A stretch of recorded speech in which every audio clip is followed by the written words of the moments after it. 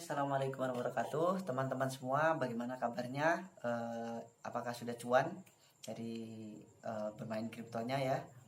Kali ini kita bakal sharing lagi ya tentang mengenai tips cara memilih koin yang berkualitas dan proyek masa depannya bagus gitu ya. Dimana ini sangat penting supaya karena ini berhubungan dengan aset kalian ya. Ketika kita mempercayakan uang kita kepada suatu aset, otomatis aset itu apakah memang benar-benar bagus atau tidak gitu ya. Jadi kali ini gue bakal sharing tentang tips ya, koin apa saja yang saya pilih sebagai hold ya, sebagai tempat untuk pegangan mengenai uang yang saya taruh di situ gitu ya. Jadi ini mungkin bisa menjadi referensi. Ini bukan sebuah saran finansial ya, ini sekedar edukasi buat teman-teman yang masih awam. Tentunya bolehlah untuk memhold beberapa koin yang saya sebutkan kali ini. Jadi ini menurut argumen saya sendiri ya. Jadi ini bukan bawaan pasar atau market mana yang sedang viral. Ini bawaan saya sendiri. Jadi ketika kita membeli sebuah aset digital di mana di situ ada ratusan bahkan ribuan kripto ya. Apalagi buat teman-teman yang sudah main di exchange besar, Indodax atau Binance atau mungkin Toko Kripto ya, di situ banyak sekali pilihan-pilihan koin. Nah, koin mana kira-kira yang sobat pertama beli? Apakah koin yang harganya paling mahal atau koin yang paling murah atau koin yang paling viral sekarang? Nah, itu mana yang sobat minati. Jadi untuk membeli kripto kan kita harus menentukan pilihan ya sesuai dengan budget kita masing-masing. Jadi untuk membuat sebuah pilihan membeli kripto, kita harus memeriksa dari fundamental secara teknikal itu yang sebenarnya ya. Tapi itu kalau sobat masih awam tidak perlu ke situ pun boleh. Jadi saya akan kasihkan sedikit referensi koin apa saja yang saya hold sebagai bahan untuk pertimbangan ya. Jadi ini bukan saran finansial juga, tapi sekedar tips ya.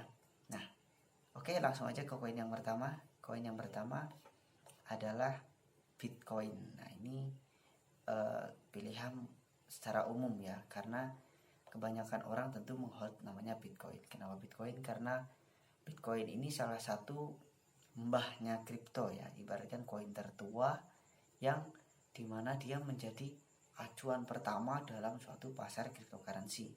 Karena cryptocurrency awalnya dari Bitcoin ini. Dan alasan saya memilih Bitcoin ini karena supply-nya yang terbatas. Supply-nya hanya 21 juta keping. Dan dengan koin yang supply-nya terbatas atau tidak bisa ditambah lagi atau dikurang, otomatis harga itu tidak akan terlalu berubah jauh dari harga sekarang ya. Nah, oke, itu tentang hold koin yang pertama ya yang saya hold. Dan yang kedua adalah tentunya Ethereum. Nah, Ethereum ini juga saya hold ya, karena Ethereum ini adalah aset berharga nomor 2 di dunia cryptocurrency dan wajib kita hold ya. Harganya yang lumayan perkembangannya bagus dari setahun terakhir. Di video ini dibuat harga Ethereum itu sekitar 46 juta ya. Ini teman-teman boleh membeli Ethereum sebagai masuk ke dalam portofolio holding ya. Jadi untuk aset masa depan itu bagus karena Ethereum sudah termasuk lama ya di dunia kripto dan memiliki market cap yang cukup besar dan cukup luas.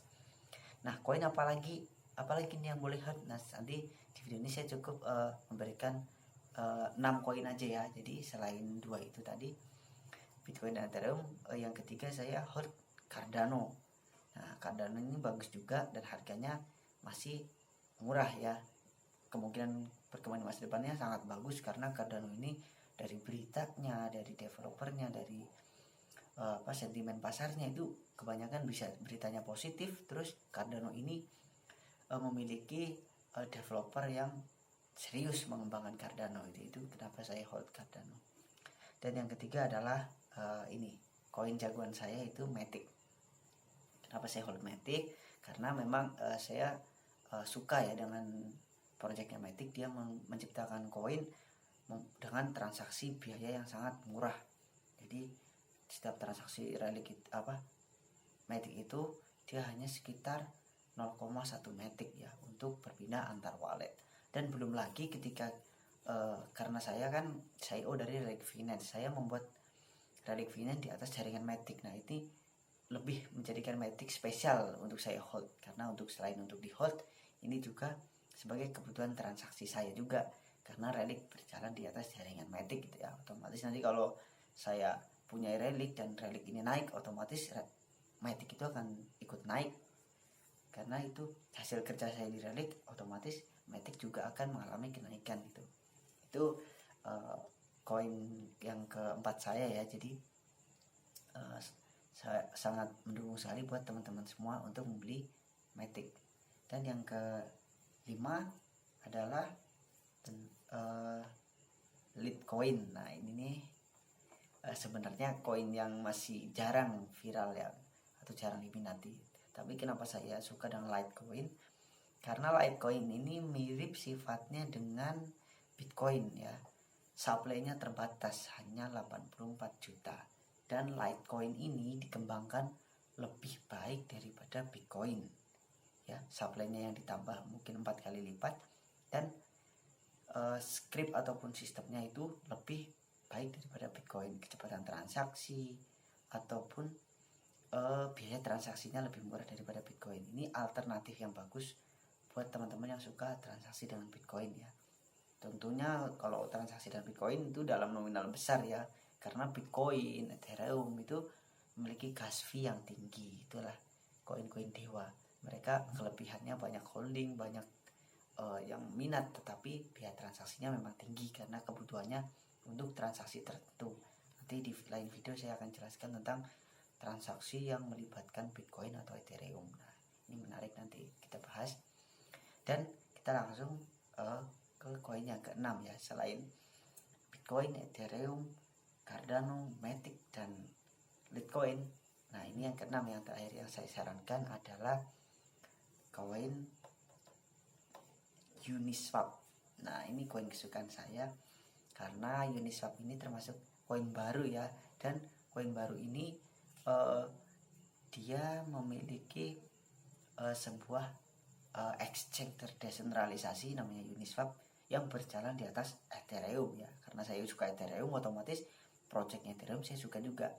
Uniswap ini dia lebih murah daripada Ethereum, tapi kebanyakan project dari Ethereum ini berada di Uniswap. Jadi ibaratkan Ethereum ini rumah, Uniswap ini penghuninya.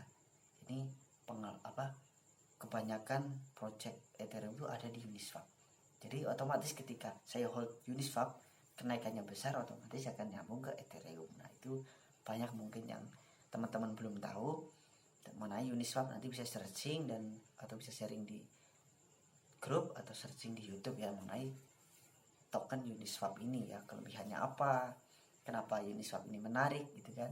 Ini bukan hanya berdasarkan sentimen pasar ya, yang saya jelaskan kali ini. 6 koin ini adalah murni dari 6 kripto yang saya sukai ya.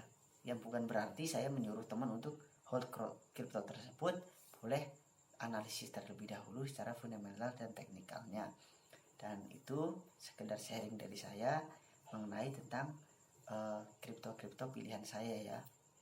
Kripto yang mungkin bisa menjadi bahan referensi atau bahan membuat keputusan kalian. Oke, terima kasih sudah menonton video ini sampai akhir. Jangan lupa subscribe channel Relic Finance, like dan tulis di kolom komentar bila ada yang ingin ditanyakan, kita akan diskusi di situ. Assalamualaikum warahmatullahi wabarakatuh.